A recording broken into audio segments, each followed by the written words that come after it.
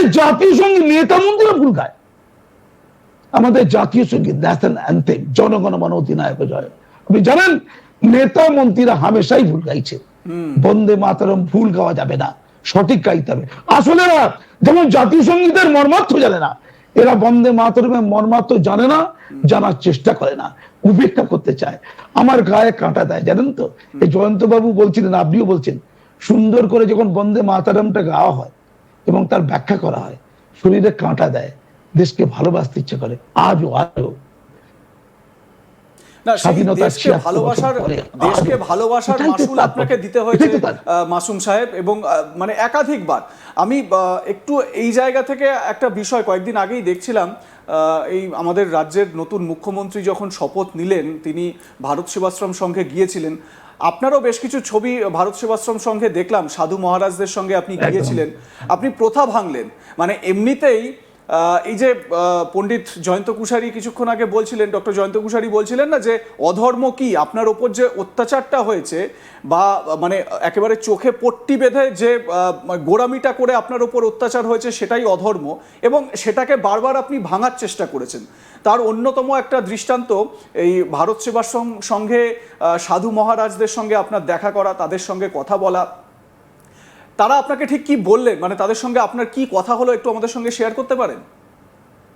মানে আমি বলবো কি আর কি, আমাকে কার্তিক মহারাজজিরা, দিলীপ মহারাজজিরা প্রথম থেকে, আজকে নয়, সীমাহীন ভালোবেসেছেন।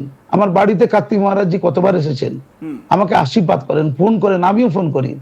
তিনি আমাকে ভারত মাতার সন্তান, আদর্শ সন্তান মনে করেন, আদর্শ সনাতনী মনে করেন, যারা যুগ যুগ ধরে ভারতবর্ষে বাস করছে। ইসলাম তো সেই দিনের ধর্ম, ইসলাম তো সেই দিনের, ভারতবর্ষের সনাতনী পরম্পরা হাজার হাজার বছরের পুরনো, আজকের নয়। তারা তো ভারতীয়, আমরা তো সনাতনী। ভারতবর্ষের অনুপরবন আমাদের শরীরে লেগে আছে, ডিএনএ লেগে আছে, যেটা মোহন ভাগবতজি বলছেন। ওনারা আমাকে আদর করেন, স্নেহ করেন। আমাকে ডেকেছিলেন ওনারা, যে আপনি আসুন, আমাদের মুখ্যমন্ত্রী যে আসছেন, একসাথে কথা বলবো। 8 ঘন্টা ধরে একটি আলাদা ঘরে ওনার সাথে বসেছিলাম। ধর্ম, জাতি, বর্ণ কোথায় হারিয়ে যায়, থেকে যায় শুধু মানবতা বোধ, মূল্যবোধ। আসলে আমরা না বেদ, বেদান্ত, কোরআন সবই তো একটা জায়গায় গিয়ে ঠেকে। সেখানে কি ক্ষুধার্ত শিশু চায় না স্বরাজ, চায় 2টি ভাত, একটু নুন, বেলা বয়ে যায়, খাইনি কো বাছা, কচি পেটে তার জলে আগুন। স্বাধীনতার আগে কবি বলেছিলেন। আজকে বলি, তারা গর্জন বিলাসী, তারা শুনতে পায় না কোতান, তারা শুনতে চায় না উঠোনে ধুলো মাখা ক্ষুধার্ত শিশুটির কান্নার কণ্ঠস্বর। তারা মন্দিরে চলে যায়, মসজিদে চলে যায়, গির্জায় চলে যায়, চিৎকার করে কথা বলে। ক্ষুধার্ত শিশুটি কাঁদতে থাকে, কাঁদতে থাকে, পাশে থাকে না, কোথাও ধর্ম নেই, কোথাও কিচ্ছুটি নেই। আমরা এই কথা বলি। আমি জয়ন্ত বাবু কোনো তফাৎ নেই, শুধু 2টি মানুষ, আমরা ভারতীয়, আমরা মানবতাবাদী, আর কিচ্ছুটি পরিচয় নেই। মাদ্রাসা দিয়ে কিছু লোক গরম খাওয়াবে, হিংসা ছড়াবে, জানেন তো, কিছু লোক উস্কানি দেবে, তাদের ভেস্টেড ইন্টারেস্ট আছে। আমি আইএসএফ এর নওশাদ, ও আমার কাছে হামেশাই আসতো, ওকে বলতাম, তোমরা ফুরফুরা শরীফের লোকদেরকে, যারা ফলোয়ার, তাদেরকে আধুনিক করো, তাদেরকে মূল ধারায় আনো। আমি বলেছিলাম, আইএসএফ আমার ঘরে বসে আলোচনা করে তৈরি হয়েছিল, আমার ঘরে বসে। আমার মুসলমানদের সাথে কোনো বিরোধ নেই, খ্রিস্টান, বৌদ্ধ, জৈন, হিন্দু কারোর সাথে নেই। বিরোধ শুধু মানবতাবাদী যারা, তাদের বিরোধী যারা, যারা হিংস্র, যাদের ভেস্টেড ইন্টারেস্ট হয়েছে, যারা ধর্মকে ব্যবহার করে মানুষের মধ্যে কাটাতারের বেড়া তৈরি করে, তাদের সাথে। সেখানে সবকিছু এক হয়ে যায়। সেখানে ভারত সেবাশ্রম আর এই পুরাণবিদ জয়ন্ত বাবু, মাসুম আক্তার, আর সেই সেই সেই মুস্তফা আলী, কাজী নজরুল ইসলাম, এপিজে আব্দুল কালাম, কোনো তফাৎ থাকে না। আমাকে প্রত্যেক দিন টিভিতে বসি, কমেন্টে দেখি অজস্র মানুষ কি দারুণ ভালোবাসে, কি গভীর ভক্তি। না, আমার এইখানে ওই ছবিগুলো দেখে আমার একটা প্রশ্ন এখানে উঠে এসেছিল, যে দেখুন, একটা কথা, এই বিষয়টা তো স্পষ্ট যে যদি কোনো ব্যক্তি, তিনি হিন্দু হন, মুসলমান হন, শিখ, খ্রিস্টান, যেই হন না কেন, তিনি যদি প্রকৃত শিক্ষা নিয়ে থাকেন, শিক্ষিত হয়ে থাকেন, তাহলে তার মধ্যে কোনো রকম গোঁড়ামি আসতে পারে না।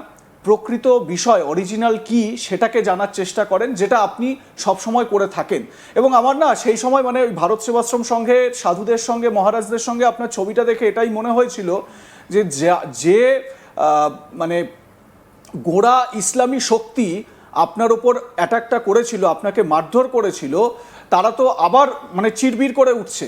মানে আমি ভেবেছিলাম যে এটা মানে তাদের মধ্যে হয়তো এটাই হচ্ছে যে একজন মুসলমান স্কলারকে বা একজন মুসলমান ব্যক্তিকে একজন হিন্দু সাধু মহারাজ জড়িয়ে ধরছেন পরম স্নেহে, মানে এটা দেখে তো যারা এখানে যারা ওই প্রপাগ্যান্ডা চালাতে চায়, যাদের মানে ওই বিভাজন করে যাদের মানে রাজনীতি বলুন, প্রপাগ্যান্ডা বলুন, ন্যারেটিভ যাই বলুন চলছে, তারা তো মানে আপনি তো তাদের চক্ষুশূল হয়ে উঠলেন আরো বেশি করে।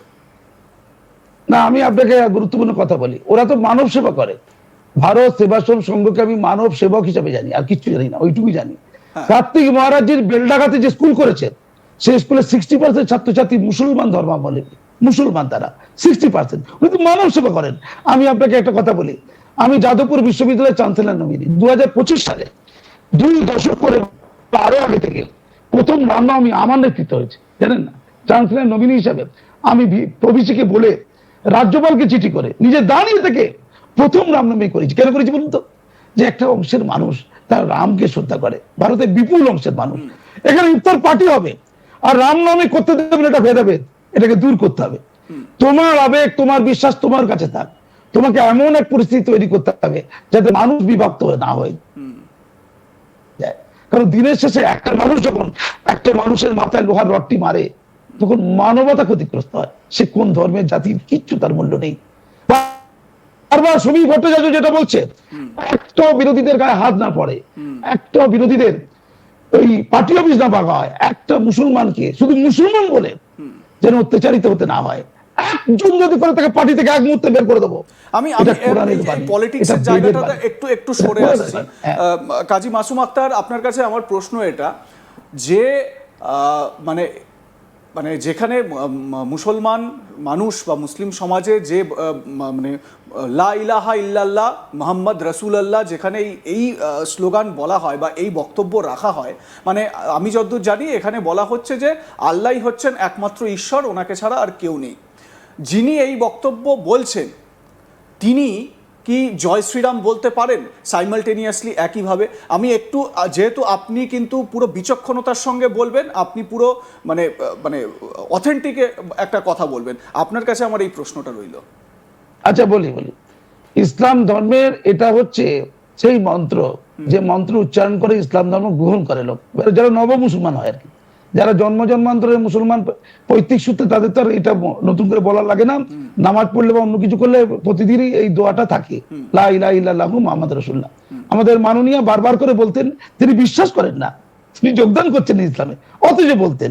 এটাই অঙ্গভঙ্গি। এবার আপনি যেটা বললেন জয় শ্রীরাম, আচ্ছা বলুন তো, আল্লাহ ছাড়া কোনো মাবুদ নাই, এটার মূল অর্থ। আল্লাহ হচ্ছে সর্বসর্বা। আচ্ছা, আমরা তো জানি মহাদেব,